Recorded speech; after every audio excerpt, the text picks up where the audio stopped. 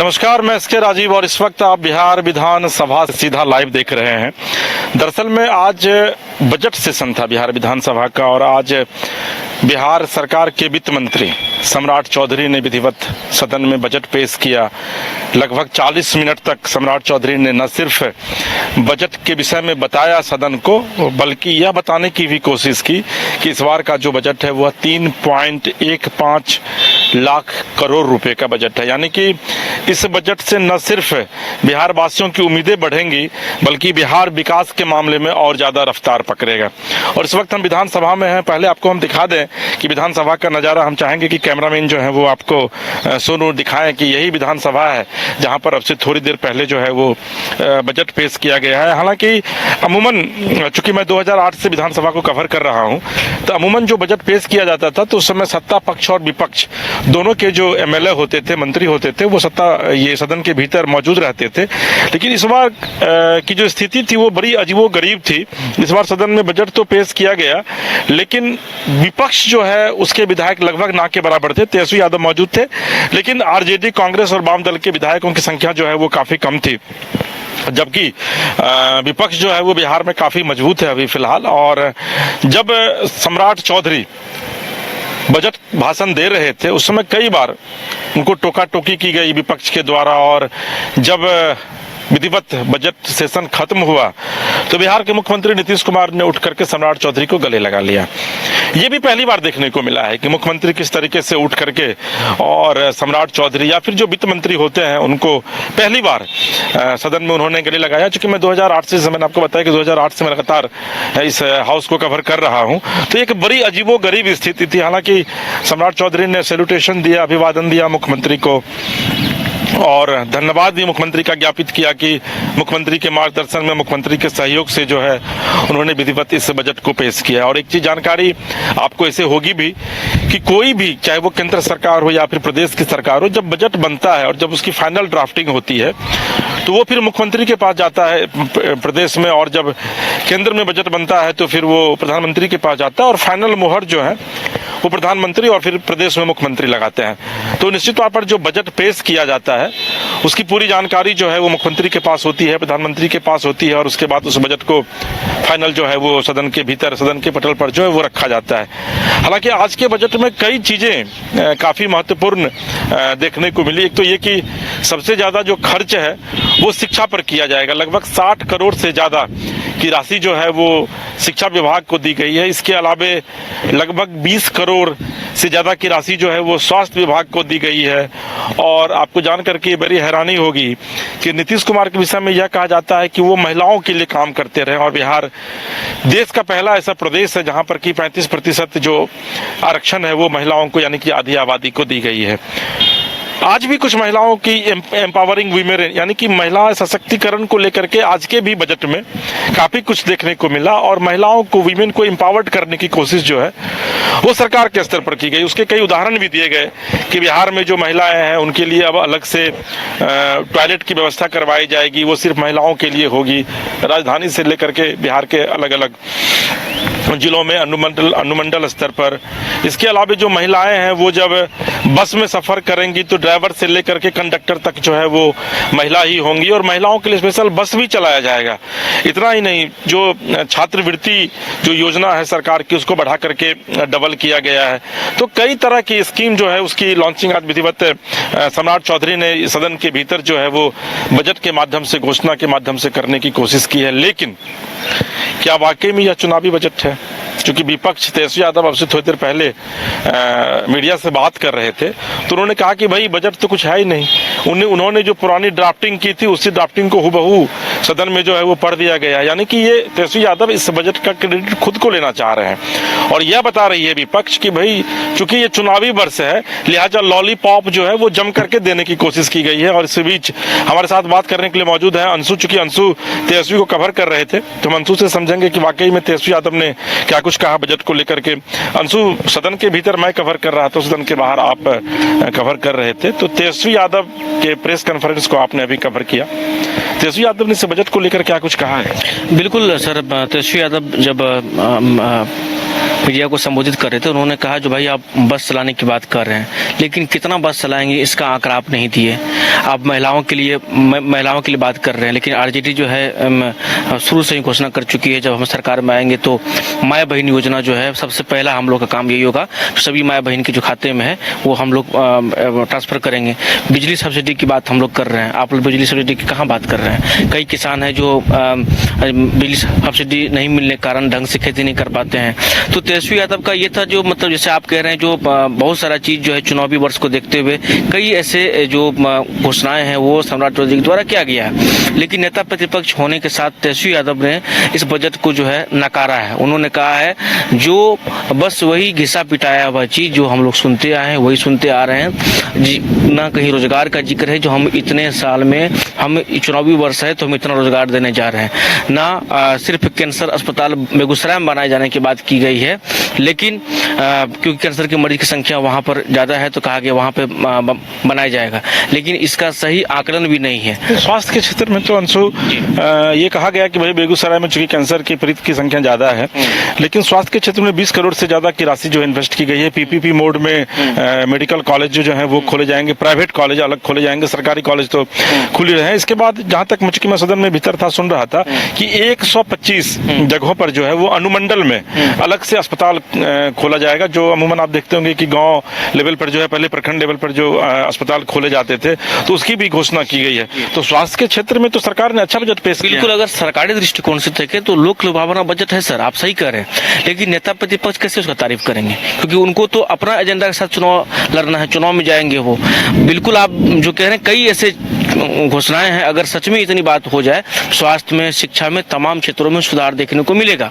लेकिन तेजस्वी यादव का ये कहना था कि क्या सरकार बिजली फ्री देने जा रही है, क्या सरकार माँ बहन योजना से संबंधित चीजों को जो मतलब मेरा करते जो हम लोग कह रहे हैं उसे लागू नहीं कर रहा, बजट इसलिए ठीक नहीं है। सिंपल मोटा मोटी शब्दों में हम अगर ये कह लें तो तेजस्वी यादव या फिर आरजेडी का जो विजन है वो सरकार में कहीं दिखाई नहीं दे रही है, तो बजट को हम लोग ठीक नहीं मानते। हालांकि उन्होंने ये भी कहा जो इशारा की, जो आप ऊपर में थे तो देख ही रहे होंगे, नीतीश कुमार इशारा कर रहे थे, तेजस्वी यादव ने कहा जो मेरे तरफ इशारा कर रहे थे।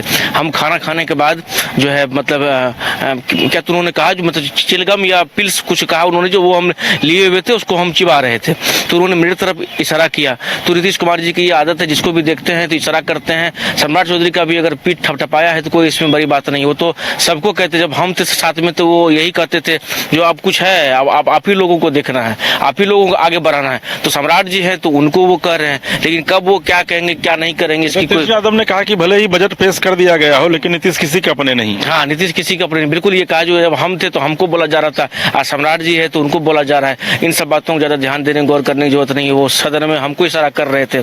तो ऐसे में बजट पेश होने के बाद जो है नेता प्रतिपक्ष की तरफ से जो बातें सामने आई उसमें सर यही है, जो सरकार कितने भी लोक लुभावना बजट क्यों नहीं पेश कर ले, लेकिन इसमें सरकार की नाकामियों को ही तेजस्वी यादव जो है गिनाते आ रहे थे, वो नाकामी ही गिना रहे थे। अच्छा, हमारे साथ विवेक भी है। विवेक भी आज सुबह से विधानसभा को कवर कर रहे थे, हम थोड़ा विवेक से भी समझेंगे।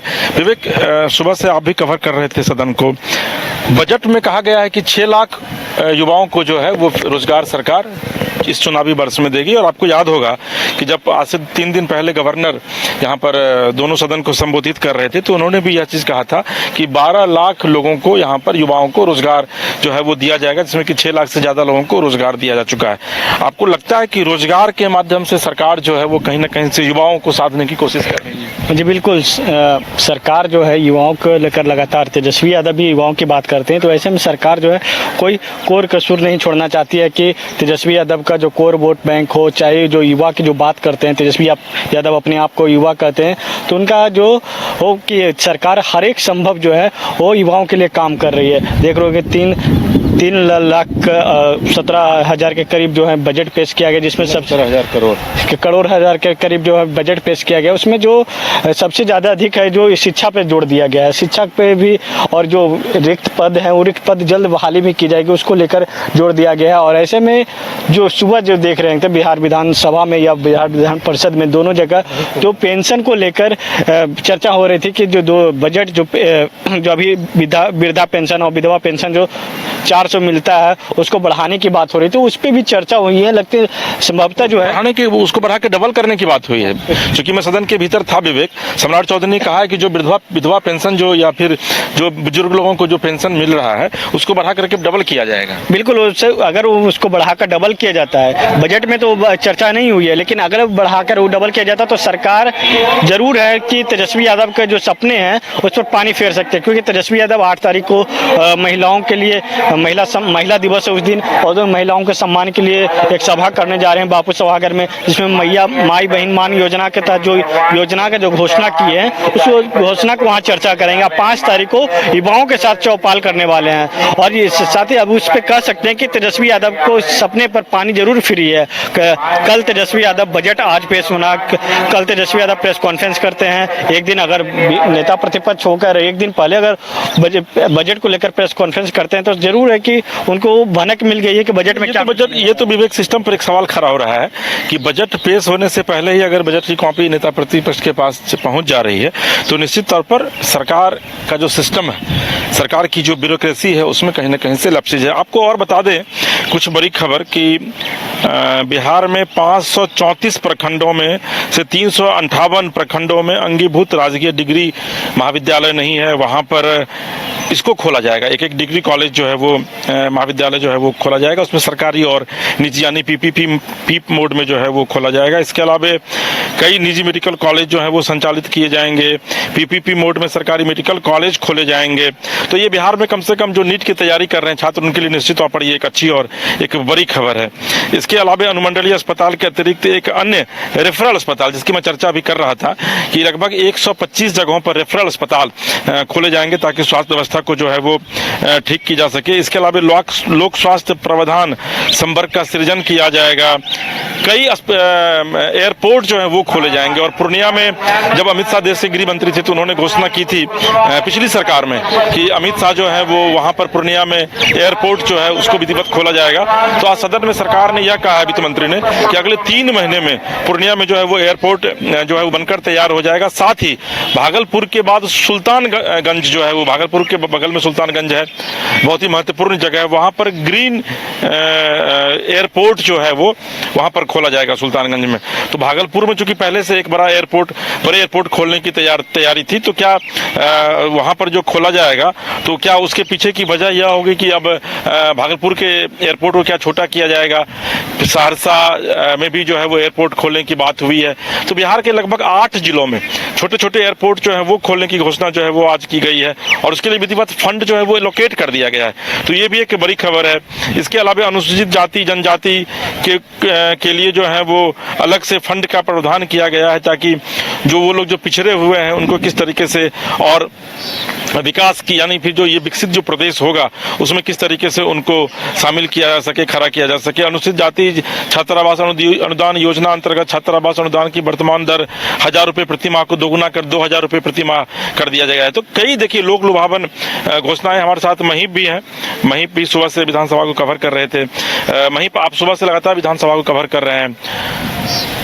जो बजट पेश हुआ है, इस बजट पेश होने के बाद सत्ता पक्ष और विपक्ष दोनों के नेताओं से आपकी बातचीत हुई, क्या कुछ रिएक्शन आया है सामने? बिल्कुल, नेता प्रतिपक्ष हैं आपको तेजस्वी यादव, उन्होंने साफ तौर पर कहा है इस बजट में बिहार के लिए कुछ भी नहीं है, बिहार के लोगों के लिए कुछ भी नहीं है, ना रोजगार पे बात की गई। यादव ये कह रहे हैं कि बिहार, ये बजट तो बिहार का ही पेश हुआ है ना। नहीं, इसमें कुछ भी नहीं है बिहार के लिए, ये सिर्फ जो ऊपर होता है लिपा पोती बस वही किया गया है। लेकिन जिस तरह से सम्राट चौधरी ने कहा है कि महिलाओं के लिए स्पेशल जो पिंक बस चलाई जाएगी उसमें ड्राइवर भी महिला होंगे, कंडक्टर भी महिला होंगे और बजाते ही वो बस का जो संचालन होगा वो पूरी तरह से महिलाओं के लिए होगा। क्योंकि मुख्यमंत्री नीतीश कुमार को आधी आबादी जो कही जाती है महिलाओं का स्पेशल वोट जाता है और इसीलिए लगातार 20 वर्षों से देखा जाए तो नीतीश कुमार जो है वो लगातार बिहार की सत्ता पर काबिज है। ऐसे में फिर से एक बार नीतीश कुमार ने महिलाओं के लिए जो एक जगह से दूसरी जगह तक आने जाने की जो व्यवस्था रहती है, और उसको देखते हुए ये बस की सर्विस शुरू की है। दूसरा, सम्राट चौधरी ने प्रेस कॉन्फ्रेंस करते हुए अभी बताया है कि जो महिला सिपाही हैं उनके लिए बाज़ाब्ते जो है अब आवास की घोषणा की है कि उन लोगों को भी जो है अब आवास मिलेगा। पहले था कि बैरिकेटिंग में रहना है या रूम रेंट लेके रहना है, लेकिन अब सरकार की तरफ से जो है महिला सिपाही हैं उन्हें स्पेशली तौर पर अब जो है सरकार मकान देगी। चलिए, इसकी बड़ी खबर है। देखिए, जैसा हम चर्चा कर रहे थे आपके साथ कि महिलाओं को एम्पावर्ड करने के लिए लगातार सरकार की कई योजनाएं जो हैं वो आ रही है। हमारे साथ अंशु भी हैं, विवेक भी हैं, हम सबसे एक बार बात करेंगे। और चूंकि समय भी जो है वो अब काफ़ी इजाज़त ने हम ज़्यादा इस प्रोग्राम को लंबा खींचने की इजाज़त नहीं दे रहा है। अंशु, महिला पर नीतीश कुमार एक बार फिर से दांव खेल रहे हैं। जीविका जैसी योजना, आपको याद होगा कि जीविका जैसी योजना नीतीश कुमार ने बिहार में लॉन्च किया था, और उसके बाद केंद्र सरकार ने भी विधिवत, मोदी जी ने भी उस जीविका योजना को न सिर्फ सराहा बल्कि केंद्र ने भी उसको लॉन्च किया। तो ये आपको लगता है कि महिला वोटरों को किस तरह अपनी और ज़्यादा से ज़्यादा अट्रैक्ट किया जाए, इसके पीछे ये सरकार ज़्यादा लगी हुई है? जी बिल्कुल, आप भी सर देखे होंगे 2005 से ही जब जो पंचायती चुनाव की बात हम कर ले तो वहाँ पर 50% आरक्षण है।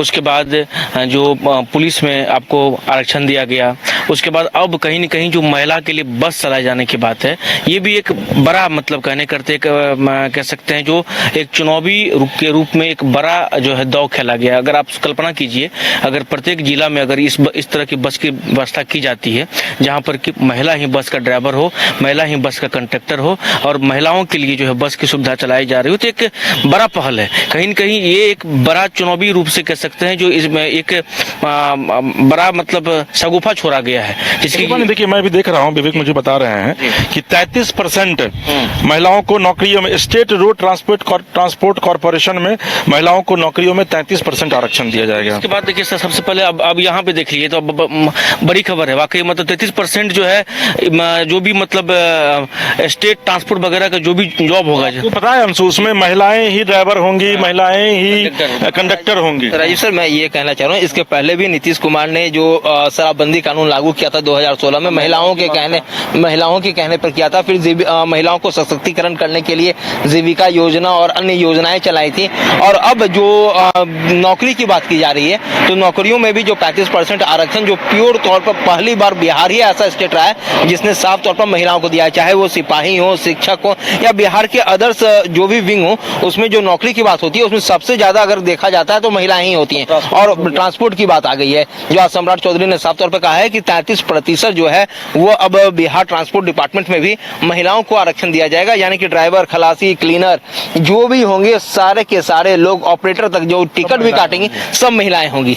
देखिए, इसके अलावा और भी जो कुछ बड़ी खबरें हैं उसमें महिलाओं के लिए हर एक पंचायत में विवाह मंडप बनवाए जाएंगे जहां गरीब लड़कियों की शादी करवाई जाएगी। प्रमुख शहरों में कामकाजी महिलाओं की सुरक्षा एवं स्वास्थ्य वातावरण देने के लिए, स्वच्छ वातावरण देने के लिए हॉस्टल खुलेंगे। किसानों के लिए एक बड़ा ऐलान किया है, हालांकि किसानों के लिए कितनी फंडिंग की गई है आपको हम बाद में बताएंगे, तो ये किसानों के लिए बड़ा ऐलान किया है वित्त मंत्री ने, और कहा है कि सरकार MSP जो है वो उस दर पे अरहर, मूंग और उड़द की दाल जो है वो खरीदेगी। और इसके अलावा हर एक ब्लॉक में सरकारी कोल्ड स्टोरेज खोले जाएंगे। वहीं दूसरी तरफ आपको बताते हैं कि सबसे ज्यादा बजट में जो है वो फंड किस किस से डिपार्टमेंट को एलोकेट किया गया है। तो देखिए, शिक्षा विभाग में 2024 में 54,065 करोड़ रुपए दिए गए थे, जिसको बढ़ा करके इस बार 60,974 करोड़ रुपए दिए गए हैं। तो यानी कि लगभग 663 करोड़ रुपए जो है वो ज्यादा इस बार बढ़ाया गया शिक्षा के मद में। स्वास्थ्य में 14,488 करोड़ था 2024 में, इस बार बढ़ा करके उसको 20,335 करोड़ किया गया है। सड़क और पुल में 7,723 करोड़ था 2024 में, उसको बढ़ा करके 17,908 यानी कि 10,000 करोड़ रुपए जो है वो बढ़ाए गए हैं। और बिहार में कई जगह आपको पता है कि सड़क और पुलियों का निर्माण भी हो रहा है। गृह विभाग में 13,528 करोड़ था, उसको बढ़ा करके 17,831 करोड़ है। 13 गृह विभाग मुख्यमंत्री नीतीश कुमार खुद देखते हैं। ग्रामीण विकास विभाग में 27,101 करोड़ 2024 में भी बजट था, इस बार 43, यानी कि इस बार बजट घटाया गया है। लगभग 1100 करोड़ बजट जो है वो कम किया गया है ग्रामीण विकास विभाग में। और ऊर्जा विभाग में 11,334 करोड़ था, उसको बढ़ा करके 13,184 करोड़ किया गया है, जिसकी बात अभी अंशु कर रहे थे कि बिजली विभाग के लिए कोई घोषणा नहीं की गई है, सर विपक्ष ने कहा था, लेकिन जो मेरे पास अभी खबर है उसके मुताबिक बढ़ाया गया है। और आप अगर देखें तो पिछले साल 2024 की तुलना में इस बार 38,000 करोड़ का बजट जो है वो ज्यादा है। राजकोषीय घाटा जो है वो निर्धारित सीमा से 3% नीचे है। मौजूदा वर्ष से अगले साल का बजट 38,000 करोड़ अधिक है। आर्थिक सेवा में 25,262 करोड़ रुपए का प्रस्ताव किया गया है। बिहार स्टूडेंट क्रेडिट कार्ड के लिए 1,000 करोड़ तय किए गए हैं। नीतीश सरकार 2,819 करोड़ रुपए का लोन चुकाएगी, इसमें 1,600 करोड़ रुपए केंद्र को देना है। और आपको एक चीज और बताएं महत्वपूर्ण, क्योंकि मैं इसमें वो बातें नहीं है, लेकिन चूंकि मैं सदन के भीतर था तो लगभग 1,24,000 करोड़ रुपए जो है इस बार बिहार को केंद्रांश मिलेगा, यानी कि केंद्र के कर से जो है वो बिहार को 1,24,000 करोड़ रुपए की राशि मिलेगी। तो एक बड़ी राशि, चूंकि देखिए होता क्या है कि अगर केंद्र में भी आपकी सरकार है और प्रदेश में भी अगर आपकी सरकार है, यानी कि एक ही दल की सरकार है, तो उसका लाभ निश्चित तौर पर राज्य को मिलता है। हम बात करते हैं विवेक से। विवेक, शिक्षा, स्वास्थ्य, सड़क, गृह विभाग, ग्रामीण विकास विभाग, ऊर्जा विभाग, सबके बजट का जो एलोकेशन है उसमें काफी वृद्धि की गई है। आपको लगता है कि वाकई में 2025 का ये चुनावी बजट कहने से इसको गुरेज नहीं करना चाहिए? ये बिल्कुल साफ तौर पर शिक्षा विभाग को सबसे ज़्यादा बजट दी गई है, क्योंकि लगातार तेजस्वी यादव भी जो नेता प्रतिपक्षों कहते हैं कि हमने युवाओं को रोजगार दिया, हमारी सरकार जब थी 17 महीना हमने रोजगार दिया। अब सीधे तौर पे कह सकते हैं कि खारिज हो गया कि अब जो है सब सर्वा जो करने वाले हैं मुख्यमंत्री करने वाले हैं, मुख्यमंत्री ही सारा जो काम किए हैं। और ऐसे में लेकर जब देख रहे होंगे, जब बजट पेश करने के बाद भाषण जब खत्म होती है सम्राट चौधरी के, उस समय नीतीश कुमार उनके पीठ भी थपथपाते हैं। वो वीडियो भी तेजी से जो है लोग अभी सोशल मीडिया पे वायरल कर रहे हैं लगातार। जो सम्राट चौधरी ये दूसरी बार बजट पेश किए और तेजस्वी यादव लगातार जो युवाओं की बात कर रहे थे, अब उनके सपने पर जरूर है इस बजट के बाद पानी फिर गई है। और खासकर जो महिलाओं के लिए जो बात थी, नीतीश कुमार का जो कोर वोट बैंक का, महिलाओं को एक और खबर है, महिलाओं को ई रिक्शा और 2 पहिया खरीदने के लिए राज्य सरकार अनुदान भी देगी। विवेक, बिल्कुल, पहले भी महिलाओं के लिए जीविका दे दी चाहिए। वो एक गांव में देखते थे समूह होता था, समूह भी चलता था, उसमें महिलाओं को लोन दी जाती थी। अब जो है ई रिक्शा, अभी भी राजधानी के साथ साथ कई जगह भी देखते होंगे कि महिलाएं जो है ई रिक्शा चला रही हैं, चाहे ऑटो हो चाहे कैब हो, सब महिलाएं चला रही हैं। तो ऐसे में कहीं ना कहीं बिहार में जो है महिलाओं को भागीदारी जरूर दी गई है इस बजट के दरमियान। और कह सकते हैं कि नीतीश कुमार जो अपने पुराने जो वोट बैंक हो कहीं खिचकने नहीं चाहते हैं, क्योंकि ये बहुत ही महत्वपूर्ण है विवेक। अब चूंकि समय का हमारे पास अभाव है अंशु, एक लास्ट में बताइए आप कि आपकी नज़र में बतौर जर्नलिस्ट